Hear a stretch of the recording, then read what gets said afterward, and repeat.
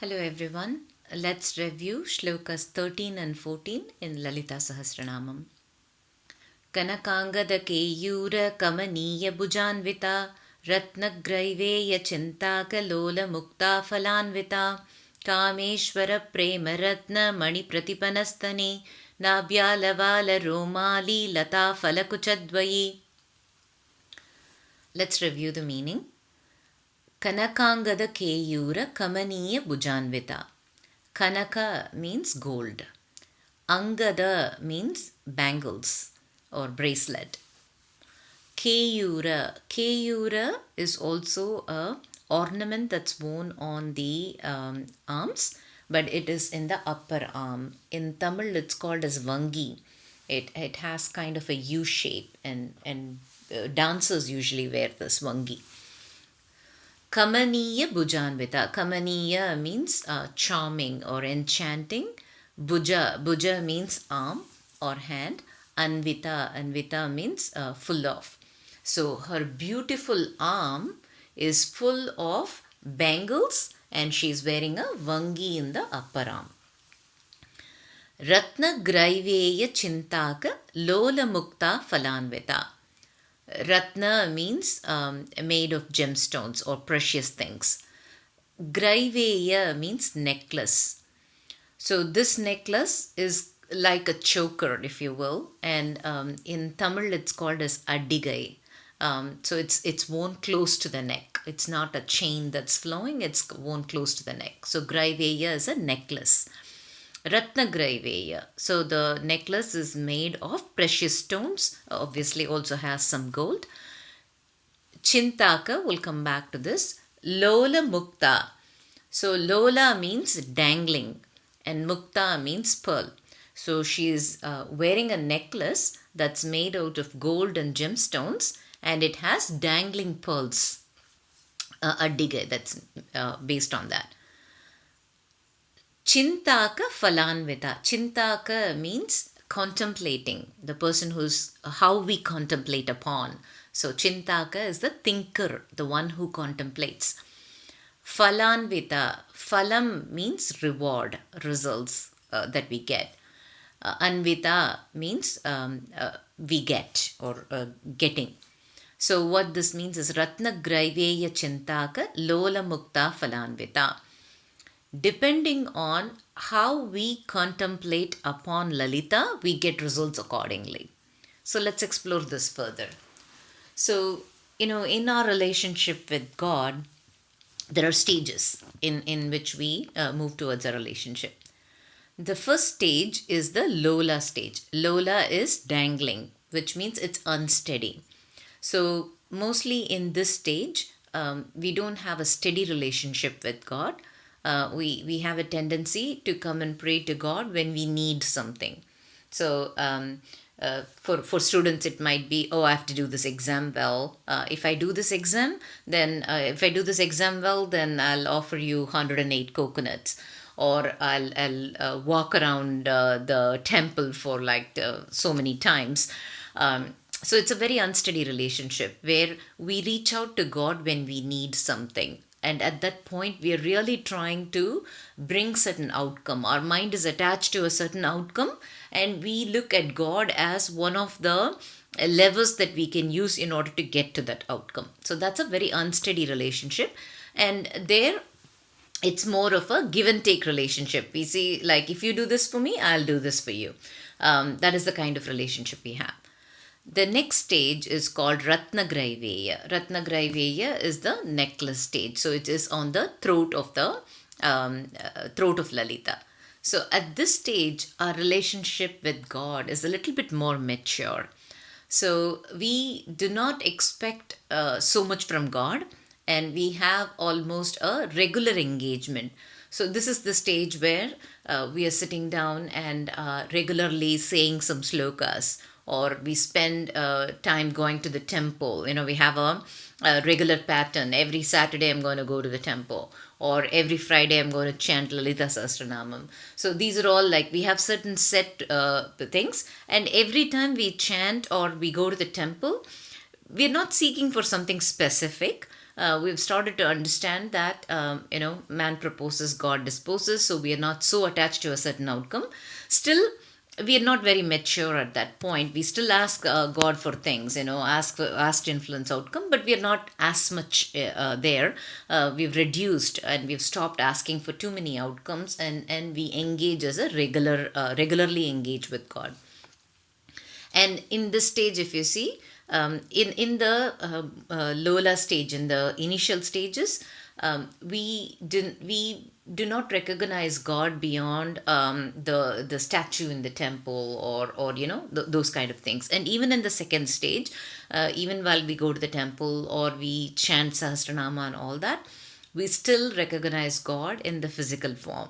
We cannot see the God in everything. We cannot see God in everyone. So we're still a little bit constrained. And then the final stage is the Mukta stage, where it's a free stage. At this point, we don't need props to recognize God. We are able to engage with God without needing any Sahasranama or having to go to a temple. At that point, we have imbibed the essence of this God, and we might be driving a car, but we could very easily have one track going where we're engaging with Lalita. The other track might be completely talking to whoever is in your car or thinking about your work, and we're able to do all of this parallelly, and we are able to recognize the divine in other people, in other things, and we're beginning to recognize. So Mukta is the stage where you're able to recognize that, and then Lola is the stage where it's a 50-50 relationship. You do this for me, I'll do this for you. And then Ratnagraiveya is the stage where we are able to we are halfway between these two, where we don't ask for so much, but at the same time are not as mature. And what this says is, depending on the stage we are in, we get the results. So what does that mean? In the 50-50 relationship, in the Lola unsteady, you do this for me, I will do this for you. If you pray to the God and say, this time I should come first, or I should get that promotion, that is 50% chance that will happen, 50% chance it won't happen. At that point, we are not in sync with the Devi's Icha, and we are still holding to our will and trying to enforce the outcome, and the outcome may happen or may not happen. In the Ratnagraiveya, we are a little bit smarter then. We don't ask for as many outcomes, and we are trying to align ourselves to the God's will to a certain extent, and therefore there is greater chances of us getting what we want. And in the Mukta stage, the entire universe acts according to our wish, because we've stopped enforcing those outcomes. So in the Mukta stage, we get whatever we want. So the results of our whatever rewards we get is dependent on our relationship with Lalita. That's what this means. Ratnagraiveya chintaka lola mukta phalanvita. Depending on our meditation, our capacity, our ability to think, we get the results accordingly. Kameshwara Premaratna Mani Pratipanastani. So Kameshwara here is Shiva. Premaratna. Premaratna is, Prema is love, and Ratna is in this context precious. Mani Pratipanastani. Mani Pratipana means money is many folds. Pratipana means returning, and Stani is breast. So what this means is, Lalita returns Shiva's love in many folds through her breast. So let's think about a little bit here. So the Lalita returns Shiva's love, and so let's explore that love. So love is a form of identification, if you will. So if you think about us, we all have our own identity, right? No matter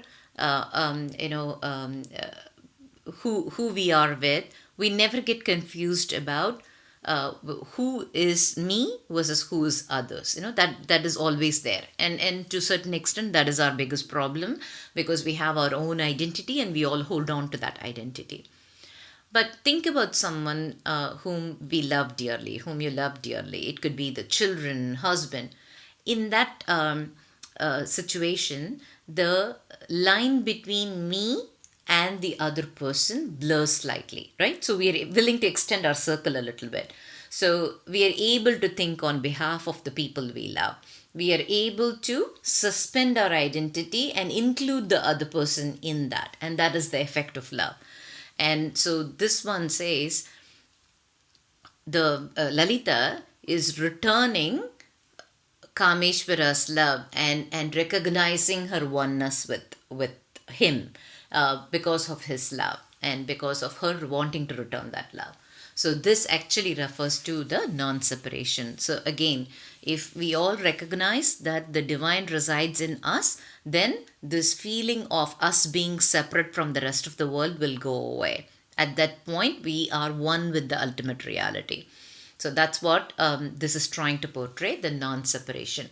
So in Advaita, that one reality, there is only one ultimate reality, and there are two complementary aspects for that one ultimate reality, Shiva and Shakti. When that ultimate reality is contained and not manifested, it's called Shiva. When that ultimate reality manifests itself, it's called Shakti. So it is said that when Shiva and Shakti are facing each other, then the energy is in balance, everything is contained, there is no manifestation. When Shakti turns away from Shiva, then the entire universe manifests. So the stani is the breast is meant as a nourishment. So she is nourishing the sense of other by turning away from Shiva.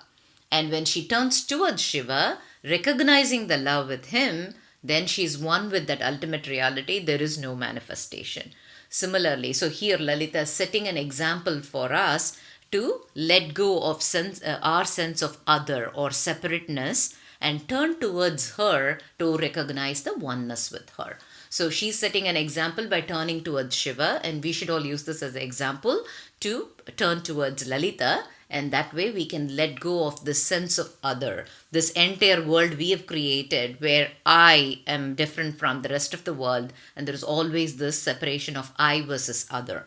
And if we let go of that Maya Amala, then we'll be able to move towards the path of realization and recognize that we are one with reality.